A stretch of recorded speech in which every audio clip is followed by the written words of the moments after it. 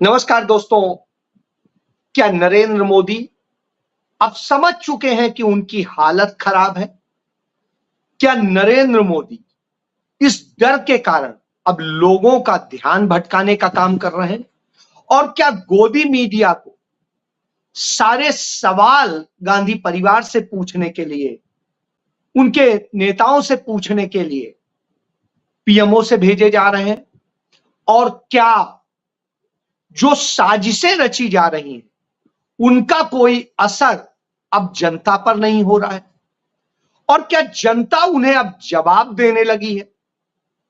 और इसके कारण प्रधानमंत्री बिल्कुल असहाय, हेल्पलेस और बदहवासी के कारण कुछ भी उल जलूल बोल रहे हैं? और क्या कांग्रेस पार्टी, प्रियंका गांधी, राहुल गांधी नरेंद्र मोदी को खुली चुनौती दे रहे हैं और उन चुनौतियों से वो इतना डर गए हैं कि अब उनके पास में कोई जवाब नहीं रह गया है? जी हां, आज सवाल यही, सवाल क्यों ये है, इसके पीछे बहुत सारी वजहें। मेरे तमाम मित्रों ने मुझसे पूछा कि प्रधानमंत्री कुछ भी उलझुल बोलता है, इसको लेके वीडियो बनाने की जरूरत क्या थी?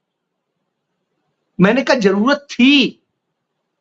यह देश को बताना जरूरी था कि हमारा प्रधानमंत्री क्या इतना कायर, इतना असहाय है कि उसके अंडर आने वाली ED, CBI, income tax, DRI, revenue intelligence और ये जितने सारे पूरे एनफोर्समेंट एजेंसीज हैं, उन्होंने अब उसका आदेश मानना बंद कर दिया है।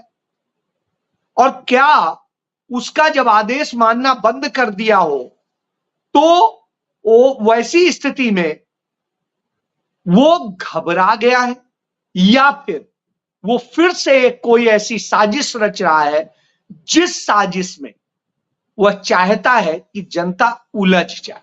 जी हां, यही वजह है। उसने यदि कहा कि अडानी अंबानी पर अब सवाल क्यों नहीं कर रहे हैं, उन्हें भर भर के गालियां देते थे, अब उस पर बात क्यों नहीं कर रहे हैं?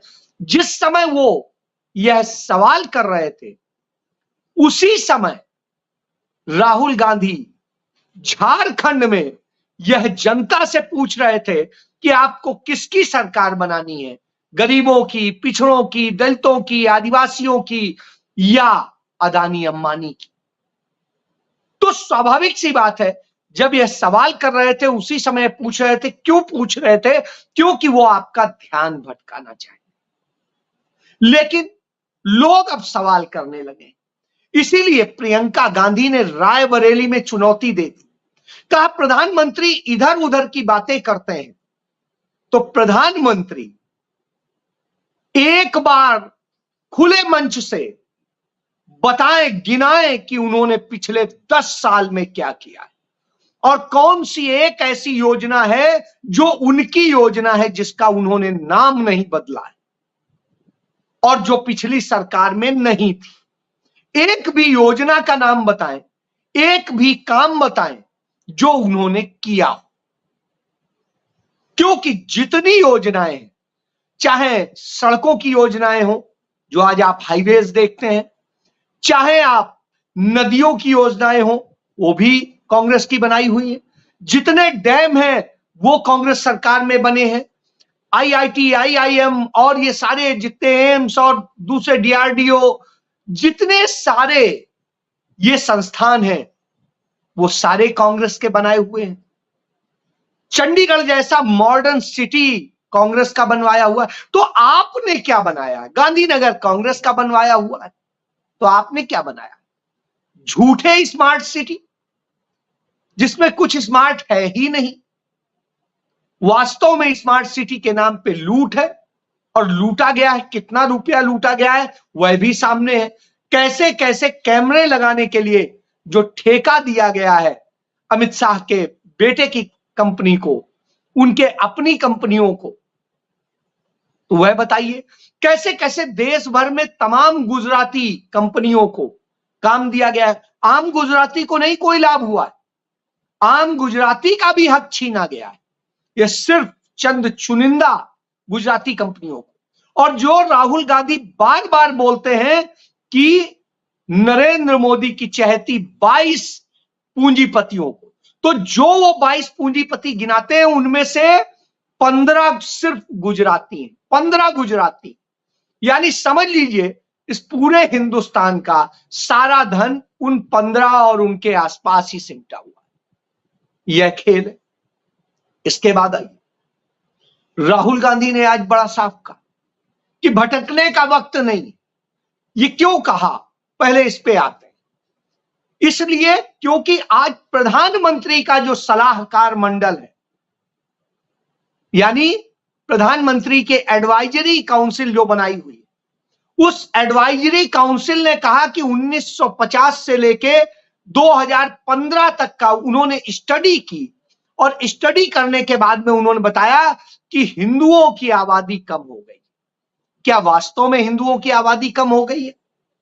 जब हम इस पर बात करते हैं तो एक सवाल आता है कि यदि हिंदुओं की आबादी कम हुई है तो 2011 में जातिगत जनगणना हुई थी जिसका डाटा भारत सरकार के पास मौजूद है। वह डाटा सामने रख दे, कह दे कि हां ये है। नहीं हिम्मत है।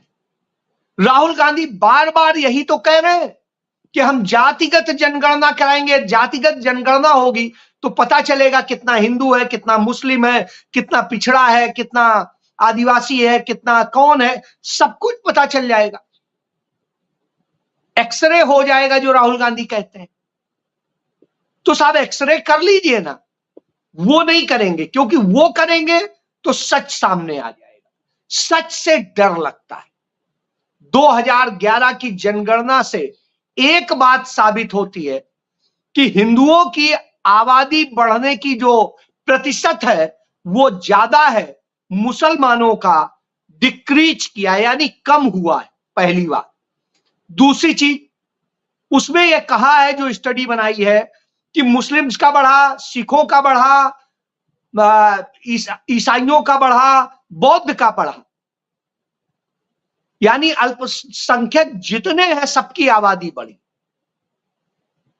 कह रहे हिंदू की कम हुई। तो क्या हिंदुओं ने दूसरे धर्म ग्रहण कर लिए या हिंदू बड़े बड़े जॉब करने चले गए बाहर काबिल बन के यहां से? क्या है? तो फिर जब हम इन सब चीजों को देखेंगे तो हालत आती है कि यह असल में मैनिपुलेटेड है। क्योंकि जब कोई गणना हुई ही नहीं तो बगैर किसी गणना के आप ये कैसे बता सकते हैं? और या तो 2011 की जातिगत जनगणना को सामने रख दी है। यह इसी वक्त में क्यों आई? उनका सलाहकार मंडल किसका है? नरेंद्र मोदी का है। और वही रिपोर्ट दे रहा है। और वही जो रिपोर्ट दे रहा है वो कहां से उसने स्टडी कर ली, कोई पता नहीं। यानी 100% स्टडी फेक है और उसके जरिए लोगों के अंदर यह जहर भरने की कोशिश की जा रही है कि अल्पसंख्यक बढ़ रहे हैं, आप घट रहे हैं, जबकि ऐसा है नहीं। वास्तव में हिंदुओं की आबादी बढ़ने का क्रम ज्यादा है। ये 2011 की जनगणना के आधिकारिक आंकड़े के मुताबिक, फर्जी सर्वे के मुताबिक नहीं। सर्वे और आंकड़े में अंतर होता है, यह बात आप समझ। तो जनगणना इसीलिए की जाती है। क्यों नरेंद्र मोदी डरे?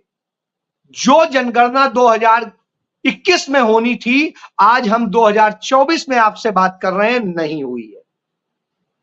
और महिलाओं को आरक्षण देने की जब बात आई तो उन्होंने क्या कहा कि जब जनगणना होगी उसके बाद में वो होगा तब कहीं मिलेगा। यानी वह भी कितना झूठ है इससे समझ में आता है, क्योंकि जब जनगणना आप कराएंगे नहीं तो उनको कभी रिजर्वेशन मिलेगा नहीं। तो शगुफा दे दिया महिला सशक्तिकरण के नाम पर। तो महिला शक्ति भी इनका फ्रॉड है। सर्वे फ्रॉड, महिला शक्ति फ्रॉड। अब आइए रोजगार। रोजगार की बात कहते हैं वो फ्रॉड। 2 करोड़ रोजगार की बात की थी हर साल। आप देख लीजिए क्या हालत। इसलिए घबराते, चाहे स्वास्थ्य की जो आज इन्होंने आयुष्मान कर दी, वो पीएम योजना होती थी और उसमें लाभ मिलते थे। तो यह स्थिति, चाहे आधार कार्ड हो, चाहे जो कुछ हो, सब पिछली सरकारों की योजनाएं। इंदिरा गांधी आवास योजना होती थी, दूसरे और आवास योजना होती थी, जवाहरलाल नेहरू अर्बन मिशन होता था, उन सबके नाम बदल के अपने ऊपर कर लिए Narendra Modi, PM PM PM करके। और स्थिति क्या हुई कि सिर्फ फ्रॉड किए गए। खुद ही आंकड़ों के अंतर भी देखने को मिलते हैं कि संसद में एक दिन वित्त मंत्री कहती हैं कि इतना काम हुआ है, इतने करोड़, और उसके बाद में 5 दिन बाद में प्रधानमंत्री कहते हैं नहीं, इतने करोड़ हुआ है। अब आप समझ लीजिए, खुद ही में सामंजस्य नहीं, पता नहीं। तो यह हालत, इसलिए भड़काते हैं और इसलिए आपका ध्यान भटकाने के लिए क्या खेल करते हैं। अखिलेश यादव चले जाते हैं अपने निर्वाचन क्षेत्र में, मंदिर में, जो वहां का पुरातन मंदिर है, कोई आज का मंदिर नहीं, राजा हर्षवर्धन के समय का मंदिर है, गौरी शंकर मंदिर, वहां पर दर्शन पूजन के लिए। और वो सदैव जाते थे, कोई पहली बार नहीं गए, जब जाते थे कन्नौज तब जाते। तो वहां जाते हैं तो साहब उसको धुला जाता है। यदुवंशी भगवान कृष्ण थे, तो क्या आप कृष्ण का अपमान नहीं कर रहे हैं कि कृष्ण के वंशज वहां पूजा करने जाते हैं, तो आप मंदिर को धुल करके क्या कहना चाहते हैं? तो उससे आपकी नफरत झलकती है। कहते हैं वो सनातनी, गैर सनातनी लोग आ गए थे इसलिए हम धुल रहे हैं। चलिए, गैर सनातनी आ गए थे, तो क्या आपने राम मंदिर जो अयोध्या में बना उसकी धुलाई की? वहां आरिफ मोहम्मद खान जो पूरी तरह से मुस्लिम है, वो वहां जाते हैं और राम के मंदिर में मत्था टेकते हैं। क्या आपने उनके जाने के बाद में वहां धुलाई करी? वो तो सनातनी नहीं है। और सनातन धर्म क्या है पहले जान लीजिए।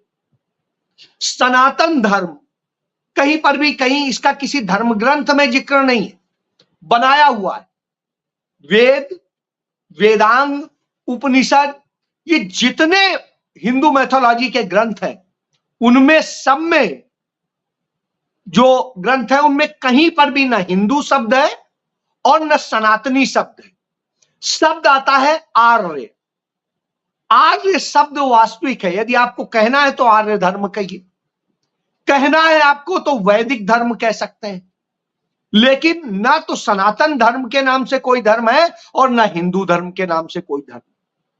यह हिंदू शब्द मुस्लिम आक्रांताओं ने दिया और सनातन धर्म कालांतर में महाकाव्यों से उपजा। तो आप इससे समझ सकते हैं कि सनातन का भी कोई अस्तित्व नहीं। तो वास्तविक धर्म को आपने नष्ट किया है। और आज जब आरिफ मोहम्मद खान जाकर के बुत के आगे, क्योंकि बुत होता है यानी प्रतिमा को बुत कहते हैं, तो प्रतिमा के आगे, बुत के आगे बुत परस्ती करते हैं, तो क्या वो मुस्लिम नहीं रहे? और क्या काफिर होने के कारण उन्हें मुस्लिम धर्म से विलग कर देना चाहिए? और क्या हिंदू धर्म में बुत परस्ती है? यदि हम इसकी बात करते हैं तो यजुर्वेद में चले जाइए। यजुर्वेद कहता है कि मूर्ति पूजा करके हम ईश्वर का अपमान करते हैं, यजुर्वेद कहता है। और भगवान की कोई भी, ईश्वर की कोई भी प्रतिमा नहीं है, कोई भी आकार नहीं है। वो ना तो जन्मा है और ना ही वो मरता है। तो आप इससे समझ सकते हैं हिंदू मैथोलॉजी में भी बुत परस्ती नहीं है। ये कालांतर में राज्य स्थापित करने के लिए जो धर्मों में परिवर्तन किया गया, जैसे सनातन धर्म हिंदू धर्म बना दिया गया, उसी तरीके से हर जगह हुआ। बुत परस्ती किसी भी धर्म में नहीं। चलिए, इसकी बात छोड़िए। हर धर्म नैतिकता, मानवता सिखाता है, आगे बढ़ना सिखाता है, समाज को प्यार से रहना सिखाता है, मोहब्बत सिखाता है। तो जब यह स्थितियां हो तो क्यों उनपे बरगला करके, आपको फंसा करके और भड़काया जा रहा है? क्योंकि आपके रोजगार छीने गए, आपके अधिकार छीने गए हैं, आपके ऊपर अथाह टैक्स लाद दिया गया है, जीएसटी के नाम पे, दूसरे और नाम पे, और आपको कंगाल किया गया है, आपको भुखमरा बनाया गया है, आपको जो है कर्जदार बनाया गया है। लेकिन कर्ज माफ किए जाते हैं अडानी अंबानी जैसे लोगों के, उन 22-25 पूंजीपतियों के जो इस देश के 70 करोड़ लोगों की आबादी के बराबर का संपत्ति अपने पास रखते हैं, इस देश के सारे एसेट पे कब्जा कर लेते हैं। इसलिए नरेंद्र मोदी को डर लगता है, क्योंकि वोट तो उस सामान्य जनता से लेना है, गरीब से लेना है, मिडिल क्लास से लेना है, आदिवासी से लेना है, दलित से लेना है, पिछड़े से लेना है। तो इसलिए ऐसे वक्त में खेल करते हैं और तब इस तरह के खेल लाते हैं। तभी राहुल गांधी ने आज एक चीज कही कि ध्यान भटकाने के बड़े काम होंगे, ध्यान भटकाने के लिए बड़े बयानबाजी होंगे, बावजूद इसके आपको अपना ध्यान नहीं भटकने देना है। आपको सवाल पर कायम रखना है कि वो 30 करोड़ जो नौकरियां हैं, जो खाली पड़े हैं पद, वो कब भरे जाएंगे। और राहुल गांधी ने इसके लिए पूरी एक व्यवस्था की। उन्होंने आज ही कहा कि आने वाले 15 अगस्त से भर्ती की प्रक्रिया शुरू हो जाएगी। सरकार 4 तारीख को बनने जा रही है। पहली बात, जनता का रुझान इस तरह से आ गया है कि अब नरेंद्र मोदी को डर लगने लगा है, तो रोज बरोज साजिश रचते। और इसीलिए प्रियंका गांधी ने कहा कि आइए आप बताइए अपने काम। तो राहुल गांधी उन्हीं चीजों को केंद्रित करते हैं। तो काम बताने की स्थिति नहीं है तो क्या करेंगे? पाकिस्तान में उलझाएंगे, कहेंगे पाकिस्तान ऐसे, पाकिस्तान आपे ये, और फिर दूसरा उलझाएंगे मुस्लिम के नाम पे, हिंदू के नाम पे आपको लड़ा करके, तीसरा आपको राम मंदिर में ले जाके पटक देंगे।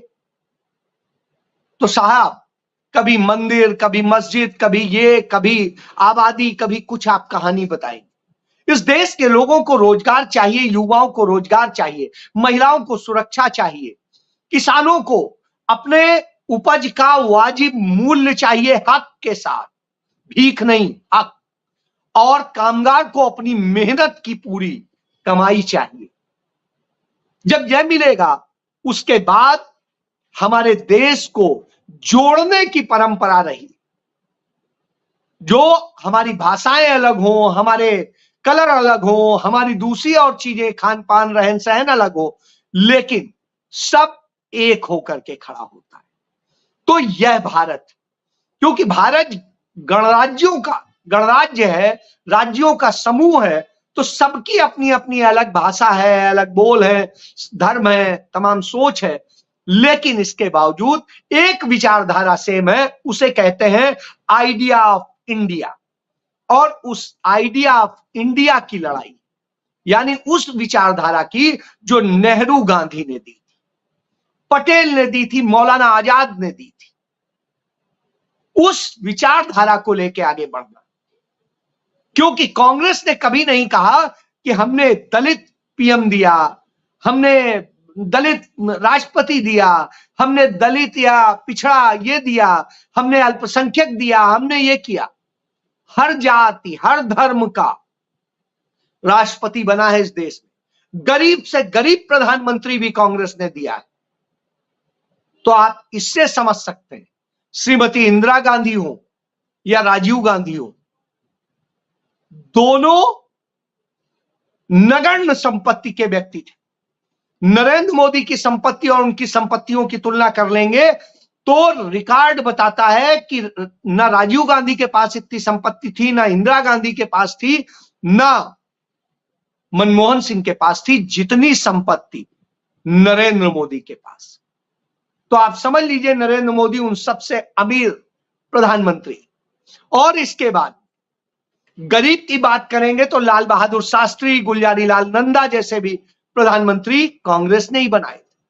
कांग्रेस ने ही महिला को भी राष्ट्रपति बनाया था सबसे पहली बार। कांग्रेस ने ही दलित को भी बनाया था, कांग्रेस ने ही अल्पसंख्यक को बनाया था, कांग्रेस ने ही सिख को बनाया था, कांग्रेस ने ही पिछड़े को बनाया था। तो आप इन सब से समझ सकते हैं कि यह राजनीति करके अपना आपका ध्यान भटकाया जाता है, क्योंकि यह भटका करके फिर से एक बार सत्ता पा करके और उन्हीं पूंजीपतियों की सेवा करनी है जिन्हें कहते हैं कि काला धन दे आए। और यदि काला धन दे आए हैं तो अभी तक उनके यहां ईडी सीबीआई इनकम टैक्स की रेट क्यों नहीं पड़ी अदानी अंबानी के यहां, यह भी बता दीजिए नरेंद्र। तो इसका जवाब नहीं। तो इसलिए डरा हुआ सहमा हुआ प्रधानमंत्री है। इतना डरा हुआ सहमा हुआ प्रधानमंत्री हिंदुस्तान क्या दुनिया के इतिहास में नहीं हुआ। यही हमारे लिए सबसे बड़े शर्म की बात। ऐसी स्थिति में फैसला आपको करना है। 3 राउंड का इलेक्शन हो चुका है, 4 राउंड बचे हैं। इसमें आपको निर्णय लेना है कि आपको मजबूत और दमदार काबिल प्रधानमंत्री बनाना है या ऐसा ही जाहिल बनाना है कि जिसके लिए आपको रोज कपड़े ही देखते रहिए और खुश रहिए, उसके गुणगान करने वाला मीडिया हो। जो सवाल पीएमओ से आए वही वो सवाल प्रियंका गांधी से पूछे। तो यह फैसला आपको करना है। जय